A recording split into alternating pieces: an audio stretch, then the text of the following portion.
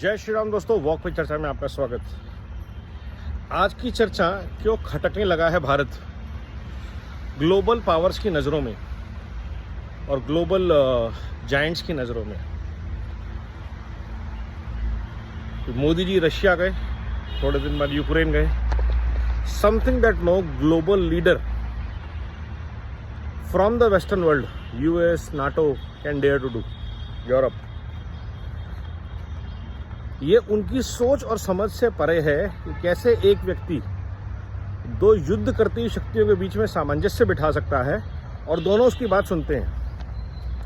पहली चीज तो ऐसा व्यक्ति western philosophy, growth, globalization, leadership के एजेंडे में फिक्स नहीं होता।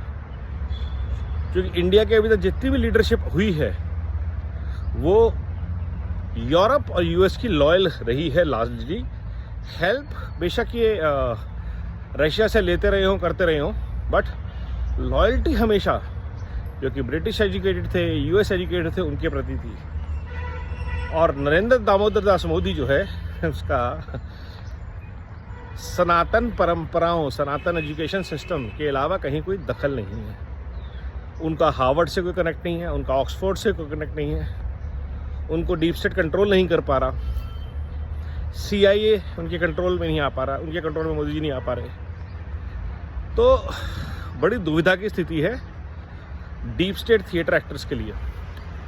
अब आते हैं डीप स्टेट के ऊपर। डीप स्टेट का दर्द ये है कि they can't by him out. The फार्मास couldn't by him out, the fossil fuels companies couldn't by him out, the arms lobby couldn't by him out, the tech companies couldn't buy him out, and the fintech companies, the finance giants, the Citibanks and Rothschilds of the world couldn't buy him out. Barclay और ये सब, और ये लगे हुए शुरू से। मोदी जी ने भारत को फार्मेसी ऑफ द वर्ल्ड की तरफ पुश कर दिया, आयुष्मान भारत पुश कर दिया, यूपीआई ले आए, आत्मनिर्भर भारत डिफेंस में बना दिया। हर कंट्री को घुटनों पे टिका के उनसे टेक्नोलॉजी ले रहे हैं और अपनी टर्म्स डिक्टेट कर रहे हैं। ऑयल में मिडल ईस्ट के थ्रू यूरोपियन और यूएस कंपनीज की जो हेगेमनी थी उन्होंने तोड़ दी, और वो भी जब रशिया यूक्रेन वॉर में है। हाइड्रोजन एनर्जी, सोलर एनर्जी का इंडिया को जायंट बनाए जा रहे हैं, ग्लोबल सोलर अलायंस ले आए। तो आप देखिए डीप स्टेट के जितने पिलर्स हैं जहाँ से उनकी फंडिंग आती है, और डेटा और टेक्नोलॉजी, किसी भी दिन कोई परिवर्तन आ सकता है। भारत का अपना Facebook, Google, navigation system, AI model कभी भी तैयार हो सकता है, कभी भी लॉन्च हो सकता है, और कभी भी भारत उस पर शिफ्ट हो सकता है। तो if Bharat does to the western giants, the deep state, what China did to them, they are finished. Half of the world population will not be using their product, and the other half is either poor or against them.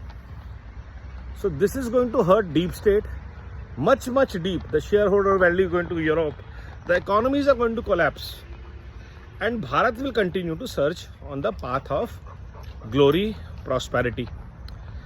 अब ये सारे जब घटनाक्रम आप जोड़ के देखते हैं तो डीप स्टेट के लिए बहुत ज़रूरी हो जाता है कि वो अपने नेटवर्क को, एसेट्स को एक्टिवेट करे भारत में, उनको बुलाए कि भैया कुछ भी करो, इस सरकार को गिराओ, इस बंदे को हराओ, अल्स तुम्हारे भी हिस्सा पत्ती बंद, जो तुम्हारी इन्वेस्टमेंट्स हैं यूएस और यूके में सब कॉन्फिस्केट कर ली जाएंगी।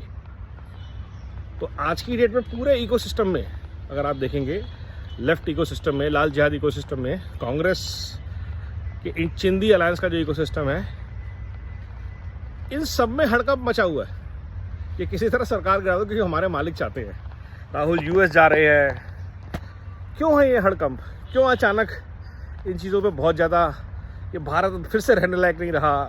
समझिए, क्योंकि जिन लोगों की एसेट्स और इन्वेस्टमेंट्स बाहर हैं, जिन लोगों को डॉलर से पेमेंट आ रहा है एनजीओ के थ्रू, नेटवर्क के थ्रू, जिस पे अर्नब भी बोल रहे हैं, बाकी बड़े बड़े जर्नलिस्ट भी बोल रहे हैं, वो नरेटिव नहीं है, वो रियलिटी है। और आज की रियलिटी नहीं है, ये तब की रियलिटी है जब जनरल डायर को सरोपा सौंपा गया था गोल्डन टेम्पल में 1919 में ही, जलियांवाला बाग के तुरंत बाद। ये थिएट्रिक्स तब की चल रही हैं। सोचिए, आज से 100 साल पहले का एक घटनाक्रम है। तो ये जो कॉलोनाइजेशन का नया रूप है वो डीप स्टेट है।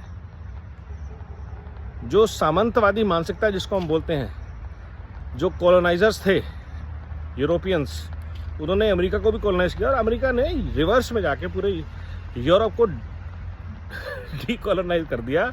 वहाँ पे इमिग्रेंट्स भेज के बर्बाद कर दिया यूरोप को। यूएस नहीं किया। और भारत उनकी नज़र में बहुत ज़बरदस्त तरीके से खटक रहा है। इसलिए सारा प्रयास इस समय ये है कि एक भारत को समर्पित, सनातन भारत को समर्पित, 5000 साल की लेगेसी को समर्पित जो सरकार है उसको किसी तरह गिराया जाए, नरेंद्र मोदी को किसी तरह धूल चटाया जाए, ताकि वापस अखिलेश, राहुल, लालू, शरद पवार जैसे लोगों को, स्टालिन जैसे लोगों को, या तो वो जिहादी माफिया से प्रेरित हों या कन्वर्जन माफिया, तो इस्लामिक फोर्सेस जो हैं लाल जिहाद की, और चिंदी अलायंस, आप नेटवर्क देखिए, कन्वर्जन माफिया, वहाबिज्म का, जिहादियों का, कन्वर्जन माफिया, क्रिश्चियनिटी का, चाइना की पूरी फोर्स, लाल सलाम की, पैसा यूएस का, डीप स्टेट का, सारे मिलजुल के लगे हुए हैं देश को बर्बाद करने में, गिराने में। और कुछ हमारे जैसे लोग लगे हुए हैं रोज एक छोटी सी वॉक पे चर्चा करके सबको जगाने में। तो जागिए, समझिए, आस पड़ोस में लोगों को समझाइए, और build back better Bharat mission पे लगे रहिए। इन सब को नंगा करते रहिए, इन सब के एजेंडाज को एक्सपोज करते रहिए हर जगह, हर चैनल पे। Let them not breathe in the air of Bharat. Choke them, choke their resources, choke their networks, choke their agendas, choke their nexuses. That is the only way to prevent Bharat from this deep state conspiracy. और वरना अगर हार गए तो everything is lost. बचाइए, उठिए, खड़े होइए। नमो भारत, वंदे भारत, वंदे मातरम, जय हिंद।